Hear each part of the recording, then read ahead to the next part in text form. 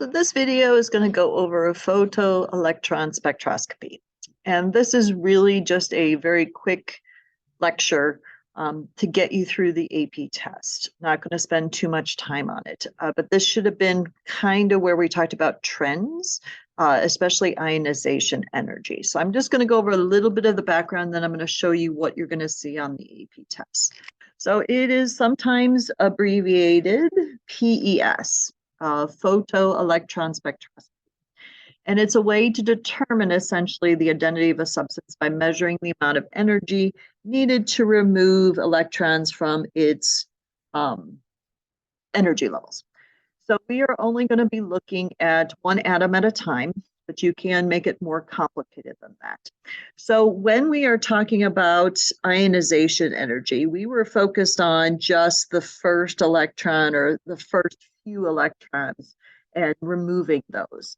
But this PES spectrum will always show every electron being taken out of the atom, okay? And it will show you what we call the relative abundance of each electron with each given ionization energy, okay? So what you need to remember about ionization energy is how much energy does it take to take that electron away? So you can look at it according to this equation here. So the ionization of the electron is going to be, again, how much energy of the photon do you need to put in to eject it? And then any extra energy is going to be kinetic energy of that electron. So it goes into, again, the device of how it actually counts everything. But again, this is just to get you through the question you might see on the AP test. So what you will see is it's going to be a spectrum where you're going to see the relative number of electrons. So the x-axis is labeled high to low energies. Please understand that the XY intersect is going to be the nucleus. It's going to be the nucleus. So since all orbitals of a given subshell are equal energy, okay, the ionization energy of each electron, which each given subcell will have the same peak, okay? So how tall that peak is going to represent how many electrons you have in there, okay?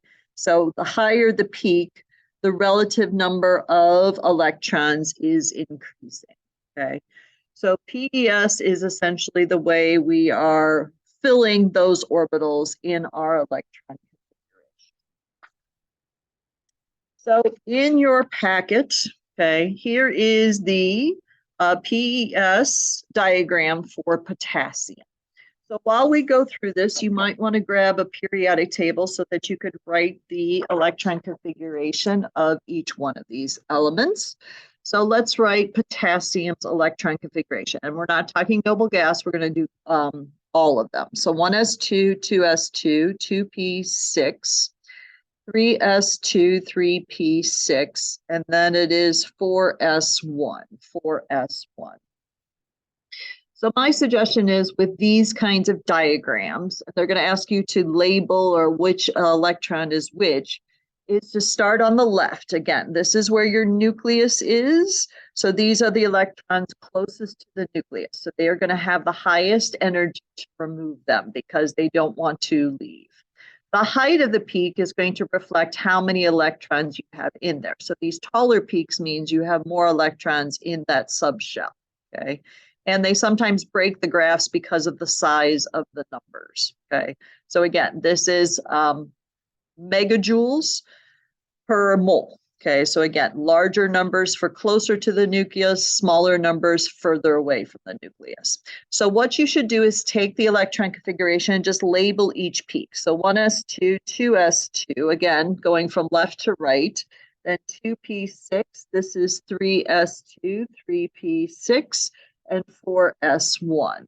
So when you label all of them, you can kind of see the pattern, okay? The S, you have a peak about this height, so there's 2 electrons. These peaks have 6 electrons that are in that subshell.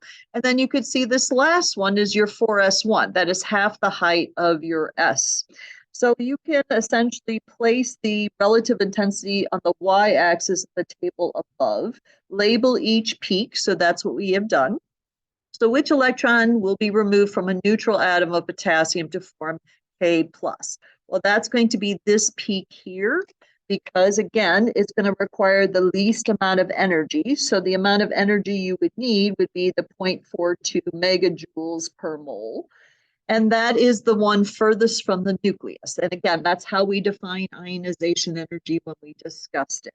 So again, this is just another way of showing that information. So then it goes into calcium. So you could actually draw calciums on top of it. If you go to the next page, there is a table of each one of the energies for each set of electrons. So you can see that they are different for each element, and that is again because of those energy levels are differently spaced, and so they're going to require a little bit different energies. Okay, so again, what I want to skip down to is question number 7. Why do you think the ionization energy for an electron in the 4s orbital in calcium is greater than in the ionization energy of the electron in the 4s orbital of potassium? So potassium has a 4s1 and calcium has a 4s2, a 4s2. So it's the next door neighbor.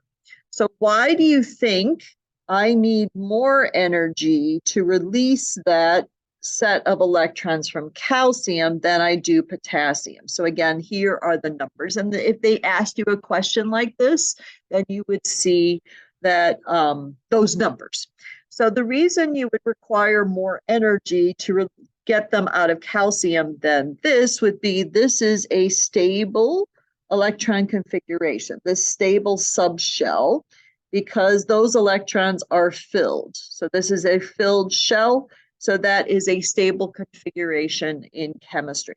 This is a half filled, so it would be easier to remove that because then you would have your last filled shell would be the 3p6. So then you would become essentially the noble gas configuration of neon.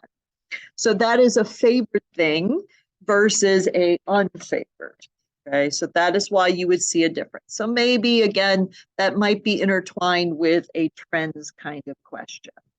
So take a look at this spectrum. Take a look at this spectrum and pause the video, and see if you could identify what element you think this is.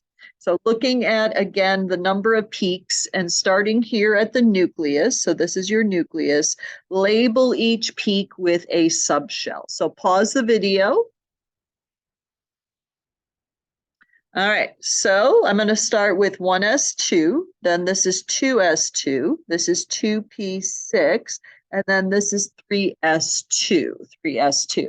So when I look at my periodic table, 1s2, 2s2, 2p6, 3s2, this must be magnesium. This must be magnesium.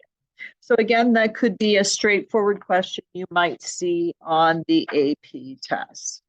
All right, so last page, again, another example of a PES spectrum. Here is your spectrum of scandium. Okay, now realize that they are telling you the 1s peak is not on this graph because it is at 433. So that would mean this is going to be your 2s2. And so just be careful if they do give you a graph like this that you are reading what exactly the figure is. So this is 4s2, this is 2s2, this is 2p6. And it should clue you in if the next peak over was that tall, that would be a p orbital. So you would have to think that's not a 2s. So I'd have to be starting someplace else. So this is a 3s2. This is a 3p6. And then I have 2 peaks here, okay? So if I look at where scandium is, it's right next door to calcium. So this is where you start to get into a discussion about the d orbitals as well, okay? So if I go back to the table on the previous page, you will see here that the d orbital has a different energy than the 4s. So the d orbital is maybe going to appear possibly sooner than the 4s, even though the 4s is filled first, okay? So that's your 3D1. That's your 3D1. So if that's the case, that is going to appear possibly in a different order because, again, the 3 is a lower energy, 4 is a higher energy. So, and also notice how the size of that peak, since there's only one electron there, that's 2 electrons. Again, the 0.77 is your 3D1 peak. Your 0.63 is your 4s2, okay? So again, the graph proves that that subshell fills before the 3D because, again, that's a lower energy state in terms of how that electron can be filled.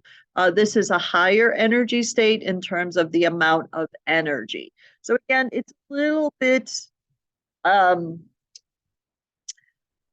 confusing because, again, when we went over, say I'm making an ion, the electrons that are going to be removed first are the 4s2, even though the 3D is in that third energy level and the last one that we fill, but the 4s2 is right of this graph, so it's going to be the one that comes off first. So that is your overview of, again, PES or photoelectron spectroscopy. Chances are they're just going to give you one of these diagrams and ask you to label it or which peak is which. So that should cover you for the AP test.